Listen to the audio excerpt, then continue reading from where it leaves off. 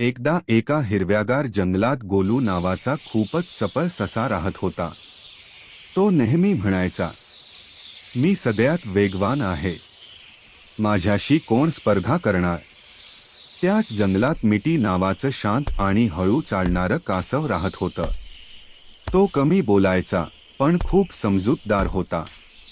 एक दिवस गोलूने सगळ्यांसमोर मिटीला चॅलेंज दिलं. चल, शर्यत लावूया, बघू कोण जिंकतो. सगळे प्राणी जमले. शर्यत सुरू झाली. गोलू ससा जोरात धावला आणि थोड्या वेळाने म्हणाला, अरे, मिटी तर खूप मागे आहे, थोडी झोप घेतो.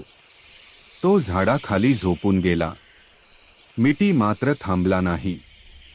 हळूहळू पण सातत्याने चालत राहिला, चालत राहिला, चालत राहिला आणि शेवटी मिटी शर्यत जिंकला. सगळे प्राणी टाळ्या वाजवू लागले. गोलू उठला तेव्हा खूप लाजला. गोलू म्हणाला, माफी दे मिटी, आज मला मोठा धडा मिळाला.